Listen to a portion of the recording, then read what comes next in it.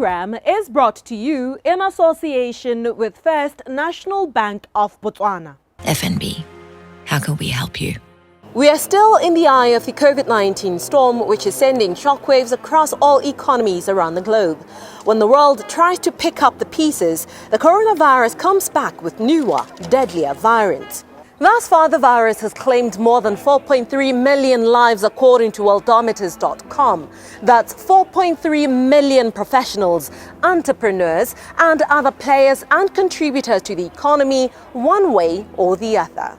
The standard practice is, after testing positive for the virus, you quarantine and take some symptom-related medications for no less than 10 days. After that, an individual is considered out of the woods.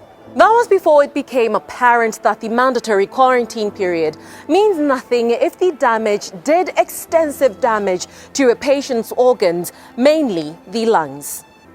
Our guest this evening is Eusebius Mckaiser, host of In the Ring with Eusebius Mckaiser on Apple Podcasts. He's also a journalist, a political analyst and commentator, an author, broadcaster, public speaker and facilitator, amongst many other accolades.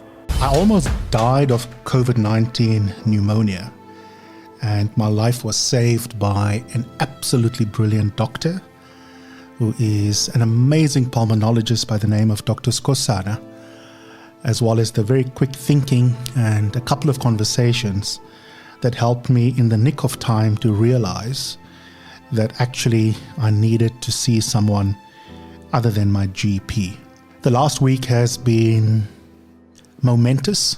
I am lucky. I ended up hospitalized. Arguably, I should not have been hospitalized if I had, with the help of my GP, handled the situation differently. On tonight's episode of First Issues, we talk to podcast host and media personality Eusebius Mckaiser about his experience with COVID-19 and why coming so close to death should never have happened. So I had symptoms that were misread. I had a throat infection, or it felt like it, and I've had tonsillitis in the past. So I went to my doctor and I said to him, "Doc, look at the back of my throat. This looks familiar. I think I've got tonsillitis again." And that's what he thought as well. So he gave me antibiotics to deal with my throat infection. That was on the Monday. By the Thursday, I had still not felt better. I could not eat. I was coughing up phlegm that looked brownish, reddish, and the antibiotics seemed to make no difference. We then did a COVID-19 test. It came back positive, unfortunately, and that meant that we had now lost 4 days of opportunity for treatment. He then recommended I take ivermectin, which I did not, even though he prescribed it. It is a controversial drug, and there's no scientific proof of its efficacy, and so I just continued at home by taking multivitamins. But of course, that's not sufficient. You need steroids, you need proper treatment. By this Saturday, this is now a good 5-6 days later, I went to the hospital.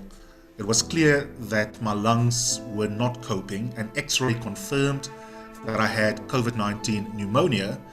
My oxygen levels were, in terms of saturation, 88, which is not good because it's less than 90.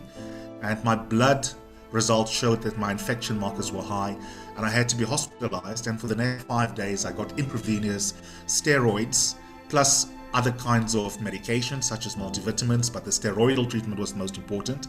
And fortunately for me, all of the bad indicators in terms of what my lung looked like, infection markers improved, and then I was able to go home 5 days after being in hospital. You ultimately ended up in hospital, but you feel things should not have gotten that far. Why do you feel that way? I think that the virus is so ubiquitous, it's everywhere, that anyone can get it. I had the first shot of the Pfizer vaccine, the first of 2, and that probably gave me a little bit of protection in my body's ability to fight virus. So getting the jab does not guarantee you won't get it, but it does improve the defense mechanisms within your body that get activated to at least decrease the chances of hospitalization or if you do get hospitalized, that the severity of the infection will be manageable for your body to be able to survive. In my case, I was just unlucky. No two bodies respond the same to the virus. And at the point at which I was in hospital, I was in a COVID-19 ward, not in the ICU, in a general ward, but with COVID-19 patients.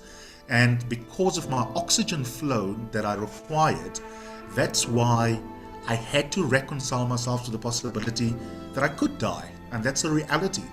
A lot of people who have COVID-19, such as my friend who passed away in South Africa, well-known South African journalist, Karima Brown, earlier this year, deteriorate very quickly. So your body can deteriorate extremely quickly within hours of the diagnosis. And in that sense, it is not an exaggeration to say that I could have died if I had not got the appropriate treatment at exactly the time I went to hospital. Well, we're glad that you're well, and you're most certainly glad that you're now okay. But you did say in your podcast that you experienced survivor's guilt. What is that, and why are you experiencing, or were you experiencing those feelings?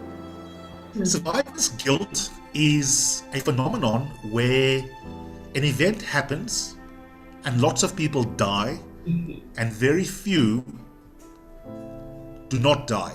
And you are one of the lucky few who did not die. You could, for example, be in a car accident with 6 people and 5 of them die and you're the only one who survived. And then you feel guilty.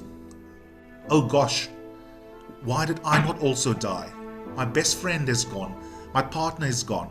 And at a psychological level, it's a real struggle to come to terms with the fact that you were the one that managed to stay alive. And survivor's guilt is debilitating because you can be, for days, weeks, sometimes for years, be choked by the guilt that you did not die in that car accident. COVID-19 is the same. There are many people who've died. I've lost an aunt to COVID-19. I have lost my best friend to COVID-19. And so you say to yourself, I've survived. Why me? What is so special about me that I did not succumb to it? And I had to deal with that feeling of being extremely lucky, but I did not let it get me down because I recognized that it's important to get up and go. You've got a life to live. You've got a purpose that gives meaning to your life, whether it's as a journalist, broadcaster, and author. And a lot of you just waste your luck by sitting around moping that you did not die.